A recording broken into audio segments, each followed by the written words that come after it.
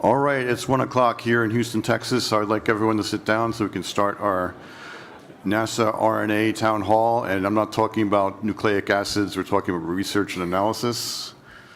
We have Kathleen Vanderkaden and Aaron Burton of NASA headquarters here to give us a presentation. So I'll just let them take it away right now. Thank you, Pat. Thank you, everyone, for joining us. Happy St. Patrick's Day. I love seeing the green across the crowd. We are going to talk with y'all a bit today about planetary research portfolio, specifically at NASA. So normally, if you've come to any of my talks, I always start by thanking our program officer team, but not today. Don't worry, y'all. I'll get to you. But I do want to start by thanking y'all, the planetary science community. It has been a year, 15 months. It's been a lot. There's been a lot of things happening. There's been a lot of changes that have been happening. There's been a lot of requests that we have been making of y'all. We know it's a very dynamic environment. We're trying to keep up too. But I just want to thank you all for your dedication, your support, for answering all the calls, working on the new processes with us. We really appreciate it, and it is why we do what we do. We are here to support y'all as the planetary science community. I tell our leadership this all the time. Planetary research is the backbone of our community. We support everyone, every career stage, all types of research. So thank you very much for hanging in there with us and working through the last year. I also want to thank our program officers. If y'all are in the room, you can stand up. We have some online as well, or you can not stand up. I mean, either way. Stand up if you're able. So remember, these folks are your program officers for our RNA programs. If you want to hear about the other RNA, those are folks you should talk to about that, not me. But they also want to hear about your science. So as you're completing research efforts, as you're publishing those papers, make sure that you are reaching out, letting your program officers know. This is the exciting part of the job, learning about the new discoveries that y'all are making. I do just want to make sure we give folks an update on the team. So as of last year, I was officially selected into the role as director for planetary research in a permanent capacity. My colleague Aaron Burton is our associate director for planetary research. Over the last year, we have had some changes on our team, so I do want to recognize the contributions of multiple members who left either due to positions ending, details rolling off, or the like. So Adrian Brown, Maj Mayasi, Mike Kelly, Nalin Ratnayake, and Adele Helble. We're all huge supporters of the Planetary Research Program, and we wish them all the best in their new endeavors. We also have a few team members that we have added as our planetary communication and engagement leads for planetary research. So this is Daniela Scalise and Tahira Allen. They're going to be working with our program officers to get your research results the attention that we'd like them to have, to really get that work out there to the public and let folks know all the great work that y'all are doing. So to start with just some general updates, you all saw this slide last night. This was also thanks to our comms leads and working with our graphic designers. So planetary research really powers this continuous cycle of exploration. The research that y'all are doing is generating questions, which ultimately numerous of those need missions to answer. We send out these missions, we get a lot of data back. Y'all work to analyze that data and answer some of your questions and ultimately generate new questions that need to be answered.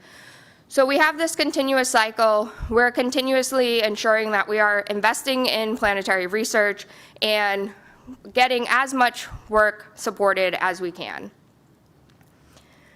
In planetary research in general, we like to think of it as a part of the whole, right? It is as I'll always say, the backbone of our community, but we don't go at it alone. We are working to encourage a lot of cross-disciplinary research through things like our solar system science call, as well as our exoplanet research call.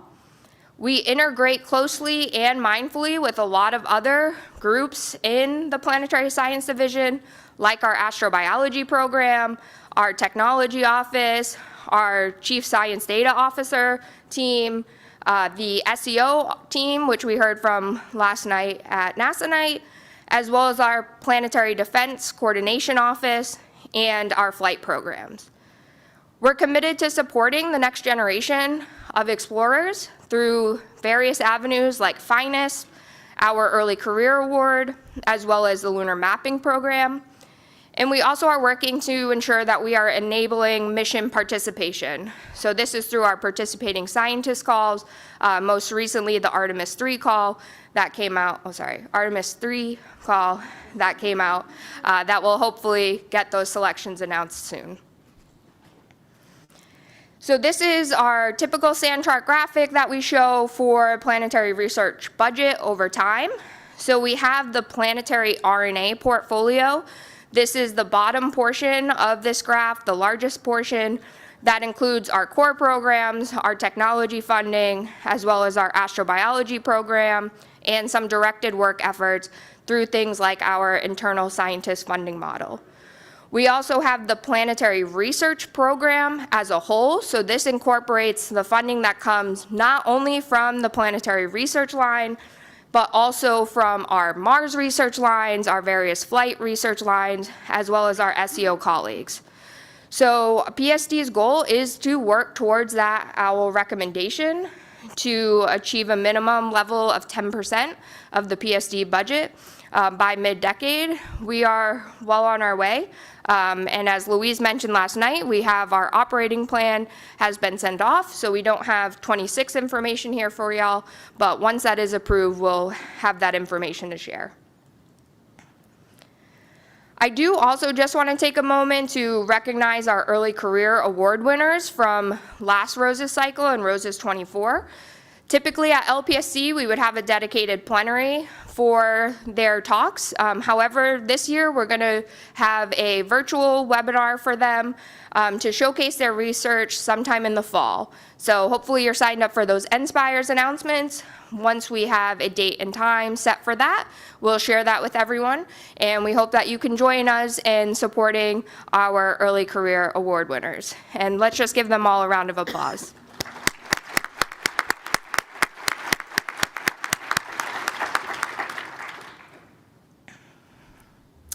So I'm going to go through some general Roses updates for folks, and Erin will talk a bit more to current solicitations that are out. But as a reminder to everyone, this is our grants policy and compliance page. This is where you're going to get a lot of the information, especially the changes and modifications that are being made. As always, we highly encourage that you are in close talks with your authorized organizational representative or your AOR. More often than not, this information is going to them and not necessarily you as the PI or co-Is of an award. So make sure that you have those strong relationships, make sure you're getting that information so that you can remain compliant with all the processes and changes that we're seeing. We also have recently updated our progress reporting template, so you're not required to use this, but it is available. We've worked to make sure that all of the content that is being required in the specific order that is being required is in this template to ease that process of progress report submission. You can submit these reports to your NASA grant officer, and also please make sure that you have your technical officer in CC on that. For our Planetary Science Division programs, we have those shared mailboxes that we ask everyone to use, so we make sure that the right folks are getting the right information. We also, of course, for no-cost extensions, we ask that you send these requests to the admin supplement request. There is a form that you can include and a progress report that you will need in order to get that submitted and approved. And then I do just want to talk through a few significant changes that we have made in support of executive orders. So the first one is pretty technical, but if you have sub-awardees on any of your awards, just know that the reporting on those activities has changed, and that is all now in sam.gov. So again, please make sure that you're working with your AOR to get the information required into that system. For new technology reporting, we have switched everything over to iEdison. So if you are creating new technology in any of your programs, this is where you should be providing the information about those technologies. And then new grants and cooperative agreements required the approval of executive leadership and non-career senior appointees. So this is adding a bit of time to notification and getting things out the door. But we have a process in place. We're working with our senior appointee at NASA to get our grants awarded. And then this I put up here mainly because we've received a lot of questions about it, but only a NASA grant officer or someone that they delegate, which will never be our program officers or myself, can provide initial notification that you are being selected for funding. So in the past, you'd get this really exciting letter from us, and it would say, congratulations, your research is awesome, we're gonna give you this amount of money over these amount of years, and a bunch of detailed information. Now instead, you'll be getting a letter similar to the one on the screen, where we're essentially saying, thanks for submitting your proposal. You have gone through the first round of review, and we are sending this off to the next phase of the review process. So we have sent some of these out recently. We've been getting a lot of questions about what does this mean. This ultimately means we, as technical officers, cannot tell you that you have been selected. That needs to be done by a grants officer. So we're letting you know that your application, your proposal is making its way to the grants officer to make that final determination. For our research programs, as Louise noted last night, Roses 23 is officially closed, and Roses 24 is almost closed. We have a few stragglers to get through. Roses 25 we released in July of this year, and we now plan to be working on this July cadence. So unfortunately, if these were the roses you were counting on for Valentine's Day, it's going to be in July moving forward. So we did have 4 program elements in Roses when we released it, and the end date of Roses 25 has been extended to go into the summer and overlap with the release of Roses 26. We'll provide some updates on some new and future program elements that we're anticipating now that we have this extended timeline. And then also just a reminder that we're not currently funding interagency awards through Roses 25. So if you are participating from another government agency, it would need to be on a collaborative basis. And then, as I noted, Roses 26, we are anticipating will come out in July. We do have some programs with upcoming due dates, so you can see those here. Our recently released STRIDE program element, which is the Science, Transport, and Robotic Innovation for Deployment and Exploration, is been officially released, and those proposals are due at the end of March. We also have FAME, or our Foundational Artificial Intelligence for the Moon and Mars. So those proposals are due in the end of April. And then our Solar System Science Call, which is our consolidated program element, that is flexible due date. Our next flexible due date for submissions is on or around April 15th, with the final closing of this program being August 1st. So for FAME, as this is a relatively new program element that folks may not be familiar with, this is utilizing AI foundation models, which are these large machine learning models that are pre-trained on a vast amount of data using self-supervision, which ultimately enables it to perform a wide range of machine learning tasks.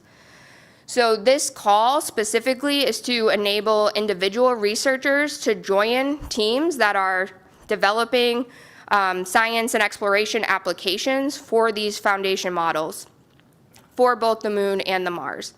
So when you are submitting to this program element, you can indicate which team you would be interested in joining, either the lunar one or the Martian one.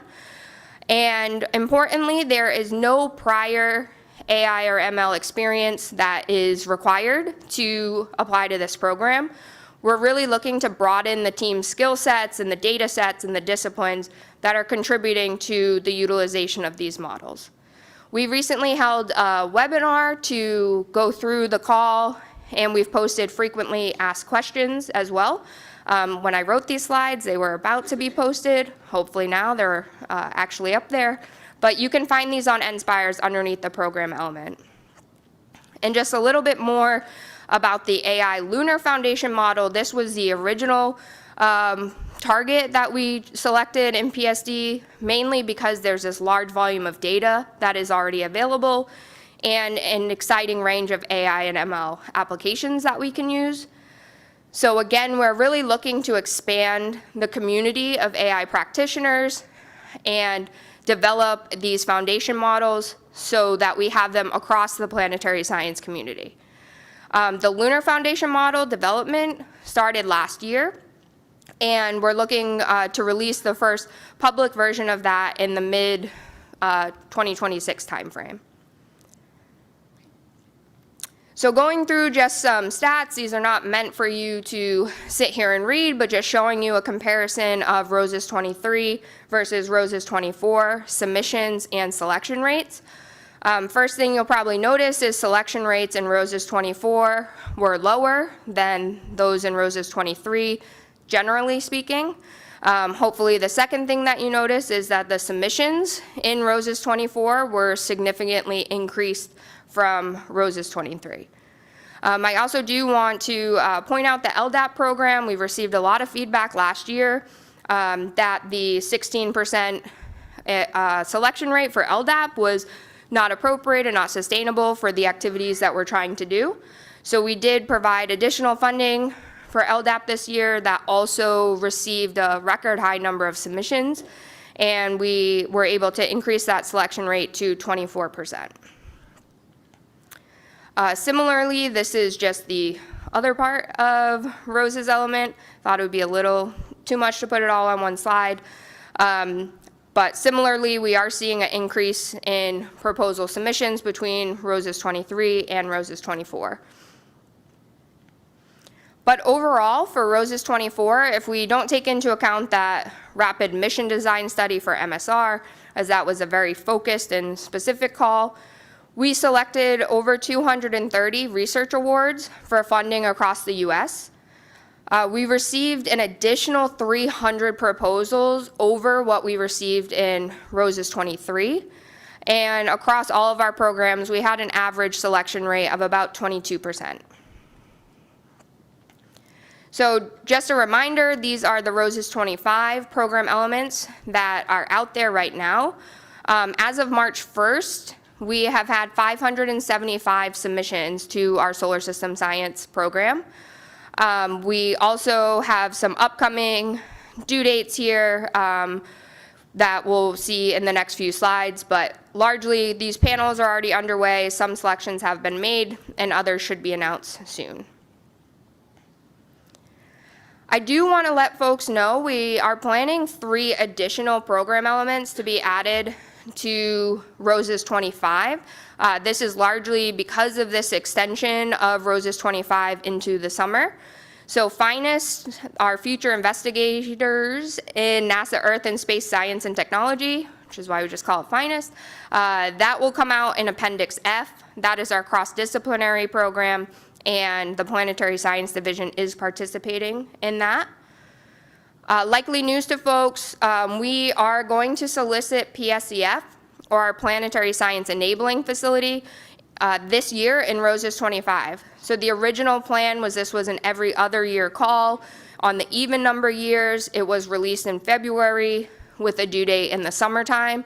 But given the extension of ROSES 25 and the delay of 26, we are working up that call right now, and we will release that to the community with a submission date likely this summer.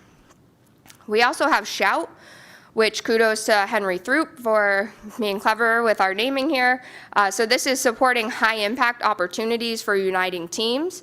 As folks are aware, the TWISC call, the Topical Workshops, Symposia, and Conferences call, is no more. So this is intended to be similar yet different follow-on to that call. So this will also come out in Appendix F, and the Planetary Science Division is supporting this. So we had a very busy year. We reviewed almost 1,000 proposals total across 100 panels. We had over 800 panelists and almost a similar number of external reviewers. So again, this is really a group effort. Peer review doesn't work unless we have peers willing to review. So as always, there's a QR code. Would love for y'all to sign up and participate in some reviews in the future. And with that, I'm going to pass it over to Aaron. Green. All right, thank you, Kathleen. So solar system science is a new ROSES element that we came out with this year that combined a lot of the previous program elements from ROSES 24. And the goal is really to help foster interdisciplinary, cross-disciplinary, and multidisciplinary research. So it solicits proposals for research, data analysis, data preservation, and tools that support investigations to help ascertain the content, origin, and evolution of the solar system, and the search for life's origin, evolution, distribution, and future in the universe. So one of the big changes this year was we shrunk the requirements upon submission from 15 pages to 5 pages for the science, technical, and management sections. And then we also no longer require a budget and expertise and resources documents at the time of submission. So we're collecting those after the fact for proposals that are selectable. In order to facilitate both reviews and timely notifications, you can submit your proposal at any time through the end of the ROSES year, which is August 1st of 2026. But we're reviewing the proposals periodically along the way. So we had our first sort of cycle, which ended on September 15th of 2025. Our second cycle submissions were cut off on December 31st of 2025. And then we have another cutoff that's on or around April 15th of 2026. And then the final one will be the last day of ROSES 25. So August 1st, 2026. And then the schedule for sort of review and anticipated award start dates is given here.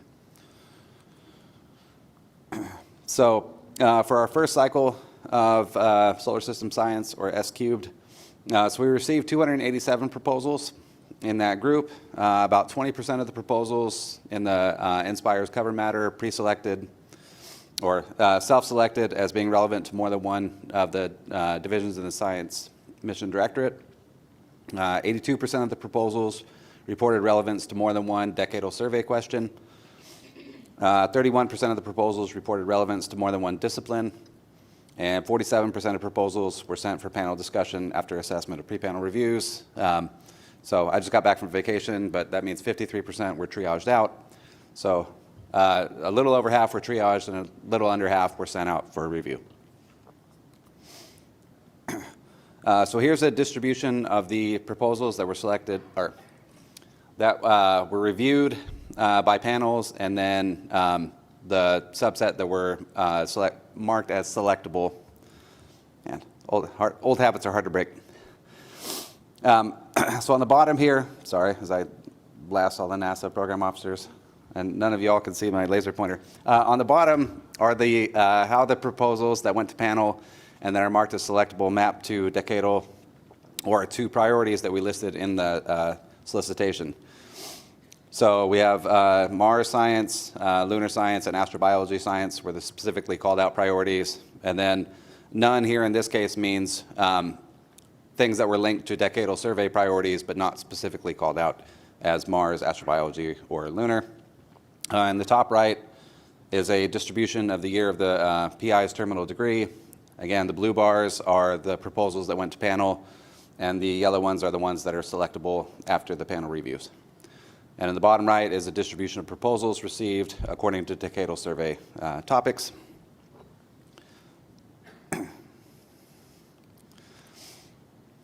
And then we've also received proposals for the second cycle, which was the cutoff was December 31st of 2025. So we got about an equal number of proposals, 272. And that should say December 31st. 15% of the proposals reported relevance to more than one SMD division. 76% of proposals reported relevance to more than one decadal survey priority topic, and 28% reported relevance to more than one discipline. So those numbers are fairly comparable to the first cycle, both in volume of proposals and distribution. Some quick reminders for S cubed. In NSPIRES, it allows you to have a science PI, and that's really intended. So we view the science PI as the intellectual PI of the work. And so the science PI is intended for institutions where, for whatever reason, the institution doesn't allow that person to be the actual PI. And so they require that there's an institutional PI on the proposal. So sometimes we see proposals that have a science PI that's at a different institution, and that's not really what the intent of that is. When you're submitting a proposal, please answer the cover page questions honestly to ensure accurate data collection. There's no advantage if you are marking different things, or if you think you put down that something is planetary protection research, that you're going to get like extra points or anything like that. Mark it honestly. I mean, we read them also, so it just helps us with data collection if everything matches up. And then S cubed requires that proposals are submitted following the dual anonymous peer review guidelines, which by now has been the default for most of our programs for a while, but it's really important to be compliant there. And then please serve as a reviewer as you're able. So serving as a reviewer for the current cycle does not preclude you from serving or from proposing to the next cycle. We're really only trying to keep people that have a current proposal actively in consideration from serving as reviewers.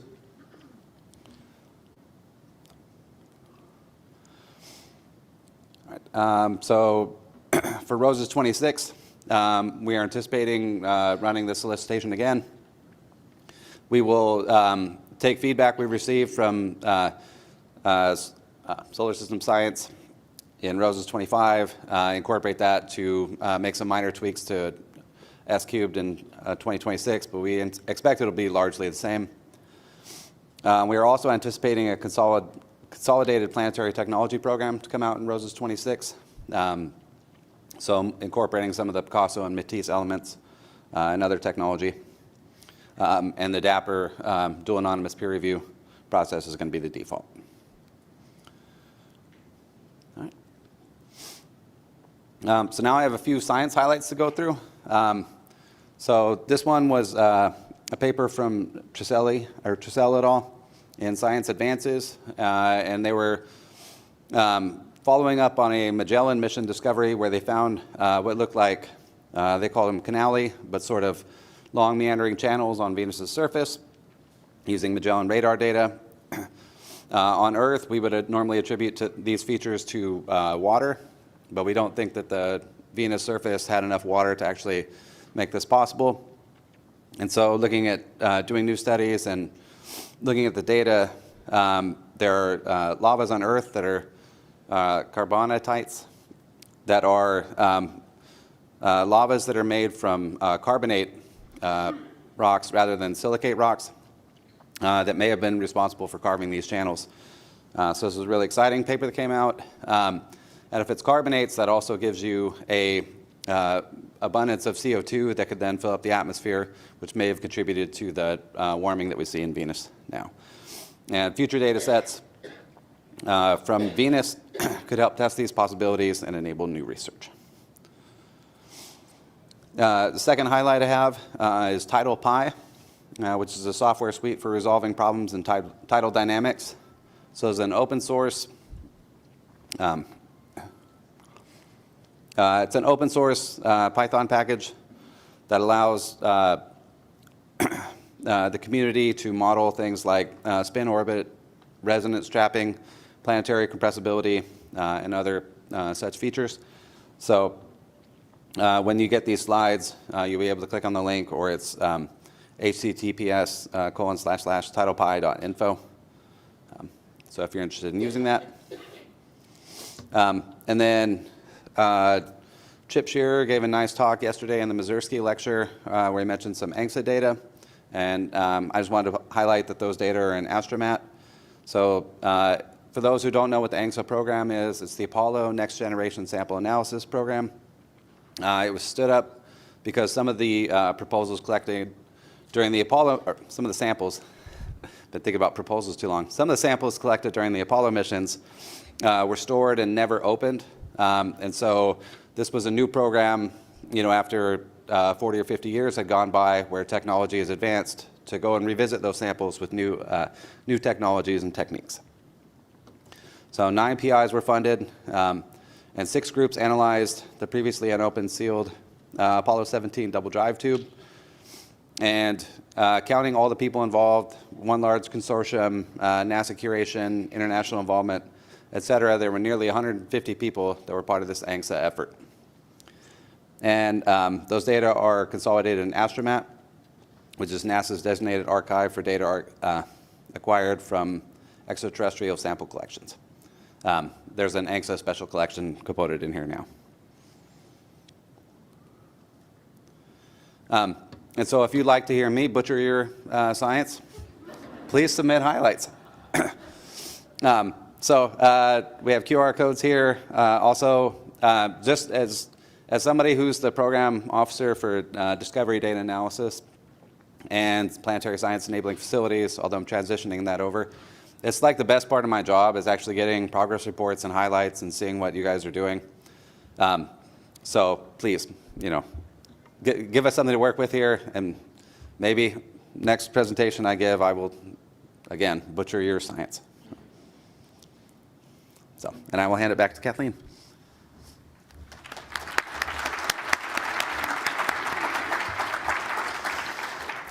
Thanks, Aaron. I having a hard time wrapping my head around that being your favorite part of the job, and not the paperwork, but here we are. So I do just want to make sure that we share some additional opportunities that are available for folks that are hopefully relevant to the people here. So we do have multiple early career opportunities that folks can apply to. We have our NASA postdoctoral program, which has a deadline of April 2nd to submit your application. We also have the 2026 International Summer School in Astrobiology. So that deadline is coming up April 10th. We have the NASA Astrobiology Early Career Collaboration Award. So that deadline is April 15th. And then we also have the Planetary Science Summer School, which is run out of JPL, and those applications are due March 23rd.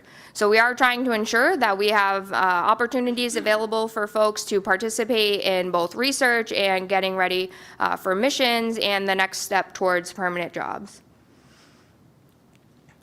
We also have a citizen science component in ROSES. So our program officers are Amanda Nam and Nick Lang, who are both here, and you are welcome to grill after this talk for more information. We also have a citizen science and science activation topic on Thursday in Creekside Park. So if you are interested, that's an opportunity to attend there. You can scan these QR codes, learn about some of our current projects, learn about the proposal submissions, but this is a great way to get citizens involved in your research and getting them involved with the data that you're working on or whatever topics you are studying. And then we also have the Science Activation Program. This is ROSES program in Appendix F, which is our cross-disciplinary program.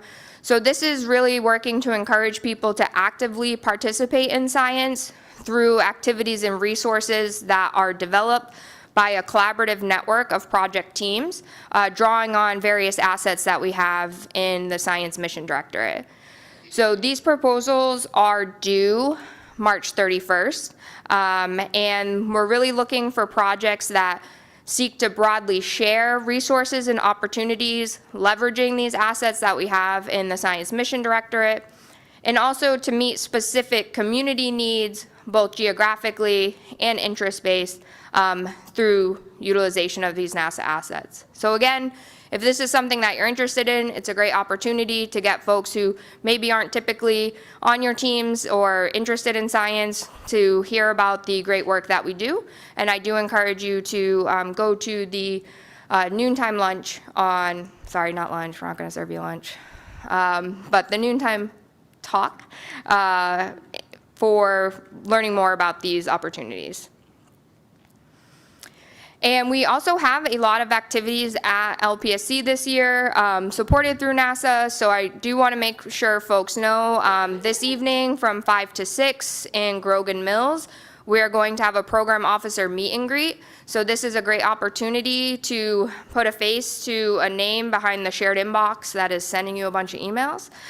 So please do come and introduce yourself to our program officers, learn about additional opportunities that we might have available. We also will be hosting a mid-career checkpoint on Wednesday from 12 to 1 in the Woodlands. This is going to be a panel discussion to talk through some additional opportunities. You know, once you get into mid-career, what do things look like? Get some advice from folks that are there right now. So I would encourage folks to attend this if it is applicable to you. We are doing a NASA postdoctoral program meet and greet also on Wednesday in the Indian Springs room. And then we will have a survey meet and greet on Wednesday evening from 5:30 to 6:30 in the restaurant lounge downstairs. And then, as I mentioned, the Science Together, Activating Discovery Through Collaboration, that will be Thursday in Creekside Park. So that's really all we have for y'all. I know it's a lot of things to digest. Aaron and I are here to take questions. And just thank you again for sticking with us, hanging in there, and hopefully things settle soon. Thanks, y'all.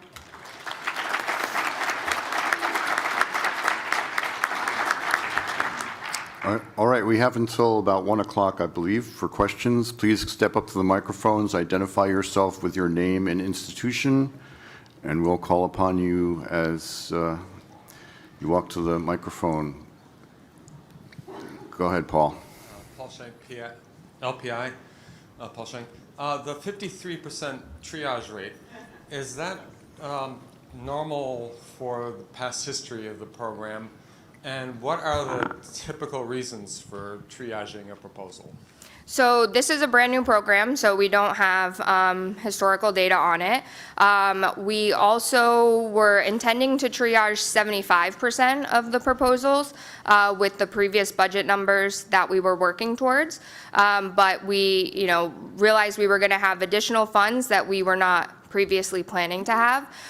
So we triaged at the 53% level. It is important to note that those are triaged out of panel discussion. So all of those proposers are still receiving consolidated written feedback from the multiple, at least 3 reviewers that review that work. And the triaging we're working to have it in line with the selection rates that we're hopefully going to have, plus some. Okay, so maybe I was a little confused. Triage is not rejection before review. Absolutely not. Okay. Over in the corner there. This is Michael Phillips from the Lunar and Planetary Lab at University of Arizona. In general, I really like Dapper, and I think it's been really good.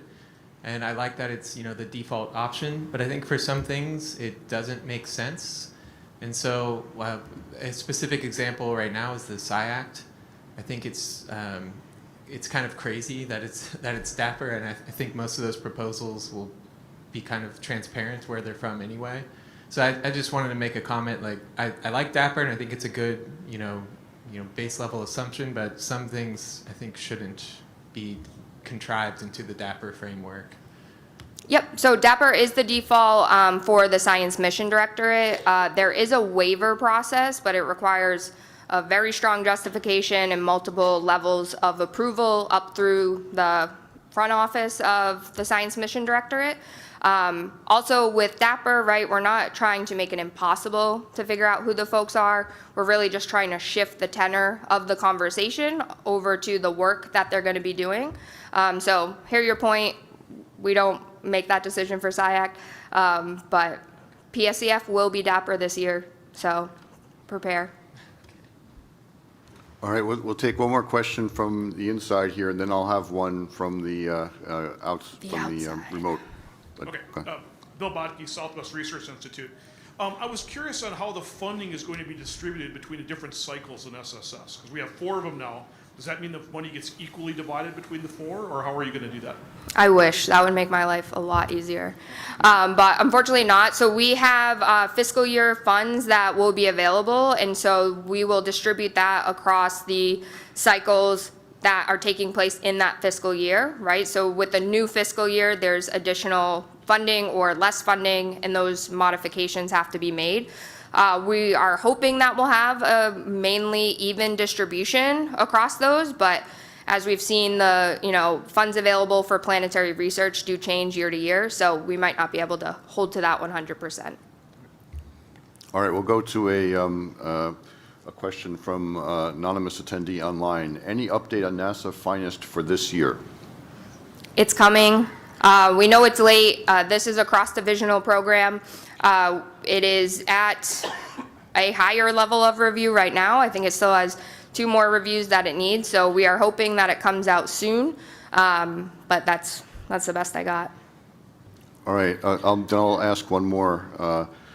May I know, based on what reasons the SQ program manager decided not to send a proposal to a panel review, especially when the when the points of view expressed by the external reviewers are contradictory?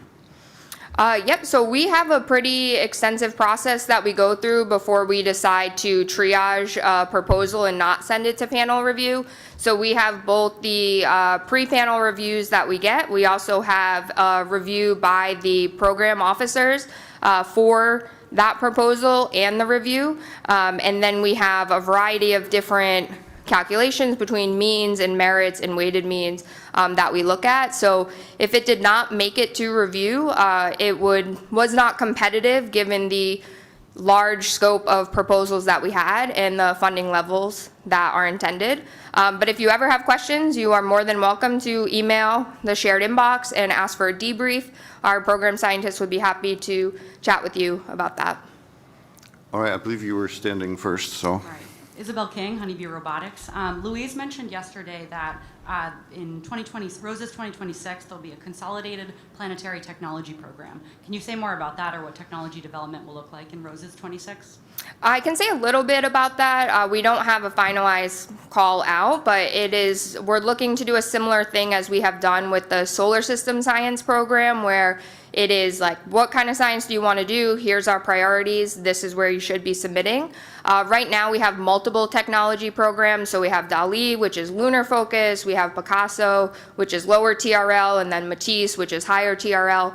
So we're really working to have a program element that we can solicit every year, TRL level agnostic, and set some priorities that we'll need for the agency priorities in that technology program. Thank you. Mm-hmm. This is Tarek Daly from the Applied Physics Lab.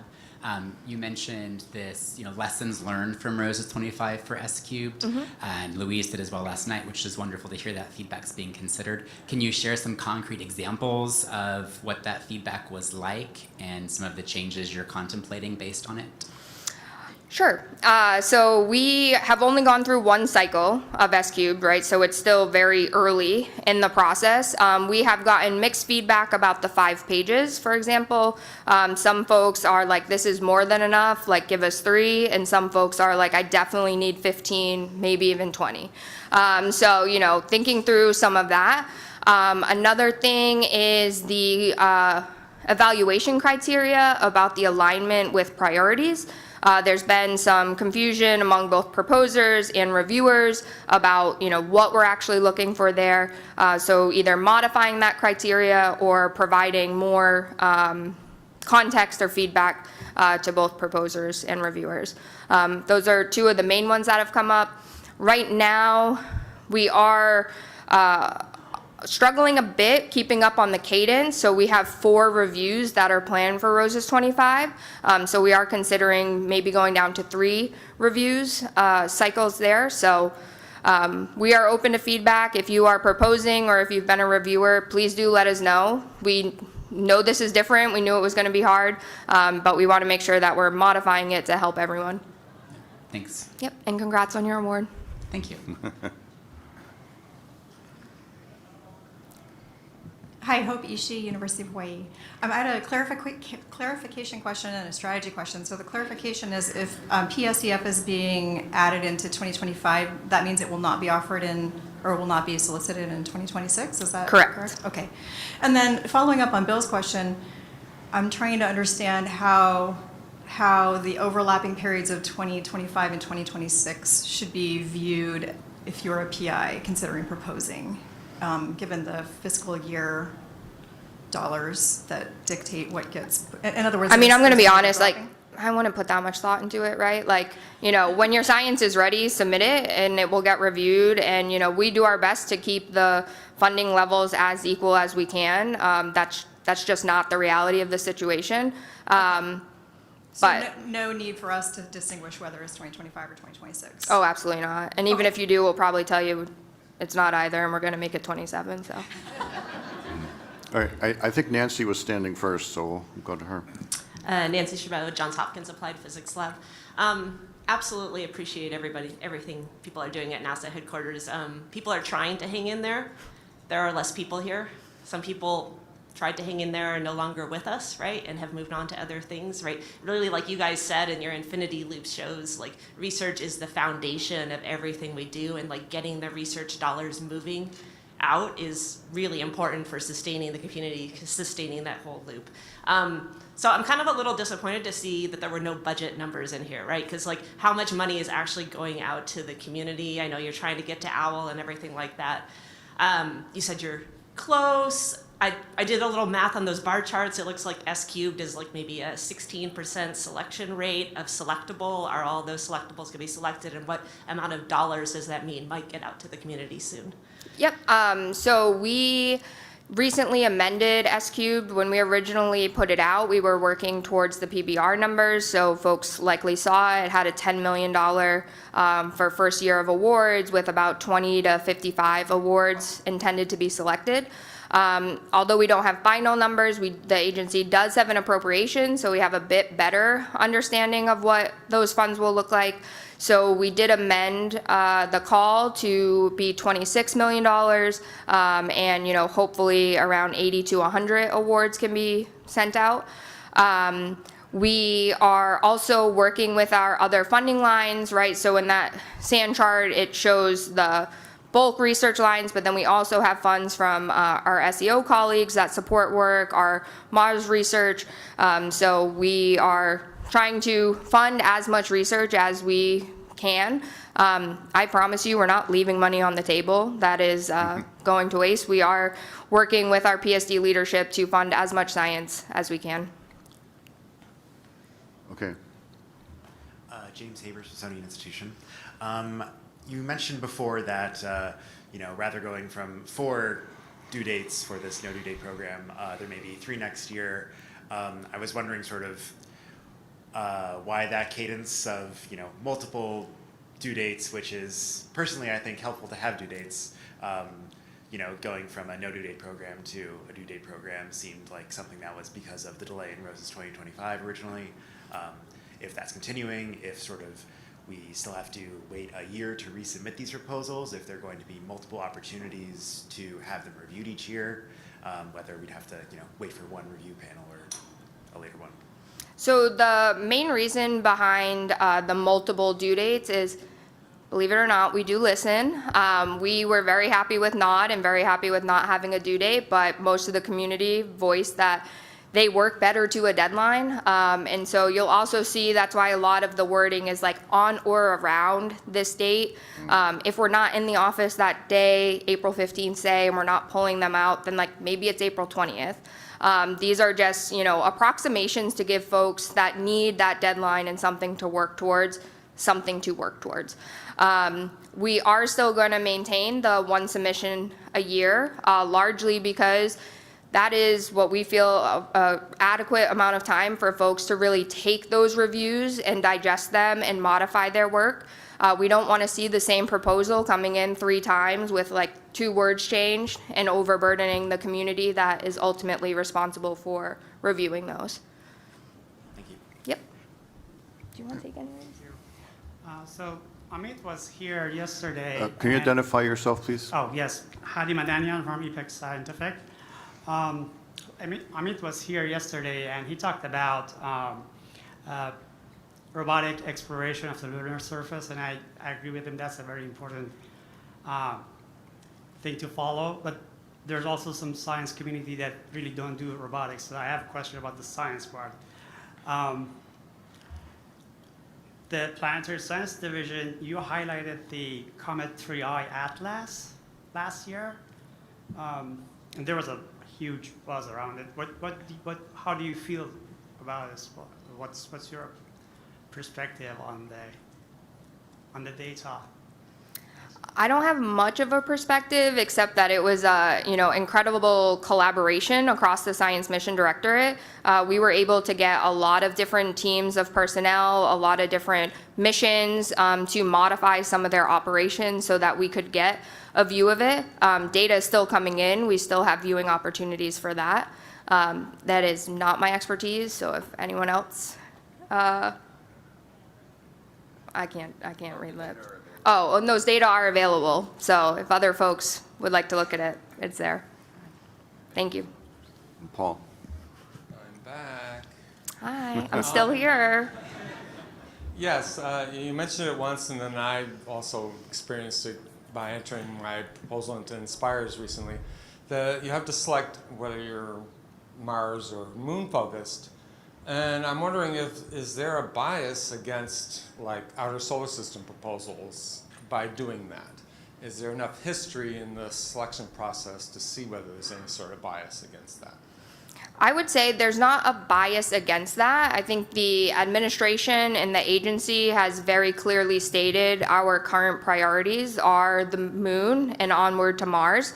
But we are the Planetary Science Division, and so while we may be selecting additional Moon and Mars proposals or anything that is listed in the priorities of S-Cube, we recognize that you have to study the entire solar system to better understand the Moon and Mars. So there may be less selection at this time, but it is definitely not a bias, and we are aware of the importance of that. That answer didn't quite make sense. In what way? So that you seem to suggest there's less selection, but there's no bias. So it's like, is there enough history to know that? Because I know the process has been kind of slow in terms of selecting proposals in S-Cube, but is there enough history to know whether there's any sort of bias developing? So I guess I would say there's I'm no... basically encouraging you not to let that happen. Sure, and I will say like there's no bias that we're not telling you about, right? Like we're telling you our priorities are the moon and Mars and astrobiology right now to be in line with the agency. But again, we are funding things across, as you saw in Aaron's slide, we have selectables across the solar system. It's not just those 2 bodies. Okay. Chen Yuan from Texas A&M, and also appreciate your work and also other colleagues. So I'm a first-year colleagues. I submit a proposal and get some helpful feedbacks. So my question is that as a young faculty, I'm seeking advice on how to write successful proposals, particularly for S-Cube program. Can you give some suggestions? For sure. We do have proposal writing workshops that are held. Christina Ritchie and colleagues hold those at various conferences. I know there was one at AGU and DPS. So if you're at a conference where they have those, definitely encourage you to attend. But probably most importantly would be serving as a reviewer on a panel. That way you're really seeing, what the proposals look like when they're coming in, what kind of conversations are taking place around the research. And then that will hopefully help you to facilitate writing a selectable one in the future. Okay, thank you. I think that debriefing one is also good for us. Reject proposal. Oh, absolutely, yeah. Okay, Highly thank you. encourage folks to ask for a debrief with their program officers. Okay, yeah. Thank you for your presentation. Of course. Right, Bill? I'm back again. Bill Bodke, Still here. Southwest Research Institute. I wanted to ask a little bit more about SSS priorities. How does that affect the selections in the back? Because I'm looking at the plot you put up, or the plot that was put up of SSS statistics, and like Mars gets some, and Lunar gets some, and astrobiology gets some, and then there's none that get some. But what is the thinking on the difference between, let's say, a Mars proposal versus something that's not in one of the 3 priorities? Mars would be higher priority. But what does that mean? It means I we, mean, if you have 100 Mars proposals and 100 none proposals, what's the distribution of what gets funded? we don't have a set distribution on there. It is more comparatively, right? Like in that situation, we would likely select more Mars proposals than the other if they were scientifically meritorious to have us do that, right? We're not selecting lower graded proposals just to make sure we're getting some Mars proposals, Suppose for they're example. all equally graded. Suppose they're all excellent proposals. What happens? Then we have a very lengthy discussion in our selecting meeting. We look at a variety of programmatic factors, and we choose what we need to have as balanced a portfolio as we can that's in line with the agency's priorities.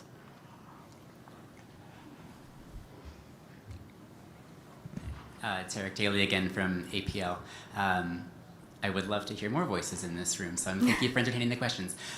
With regards to getting funding out to the community, a lot of that's coming through NSSC, and that process, as I understand it anecdotally, has been taking much longer recently than it maybe has in past years.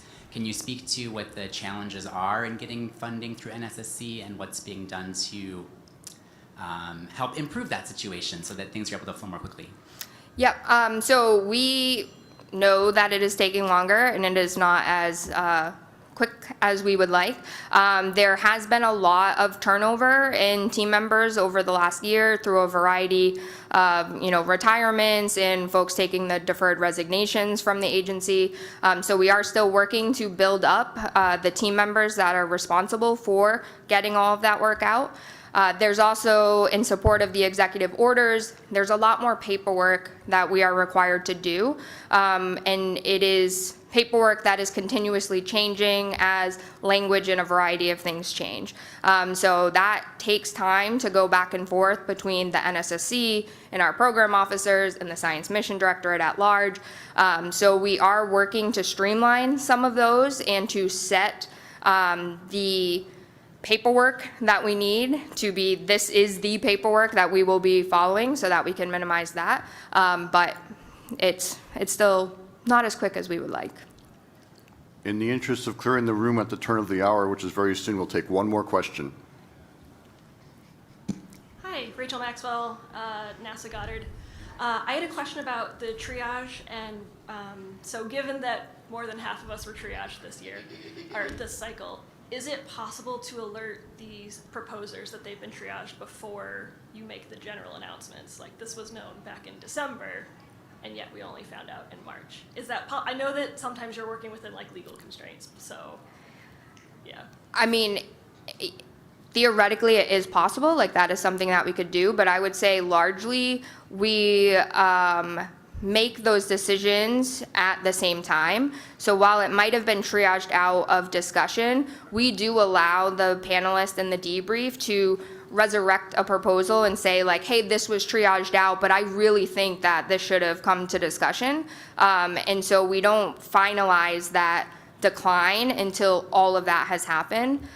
So in an ideal world, we also wouldn't make notifications on Fridays, but unfortunately, that's not the world we're living in. Gotcha, thank you. Or Mondays, sorry. Thanks. All right, then let's thank Kathleen and Aaron again for this amazing Thanks, y'all. presentations. We're clearing the room now so that we can have the special session Lunar Surface Science through NASA's Commercial Lunar Payload Services CLIPS program in this very room. So thank you very much for attending.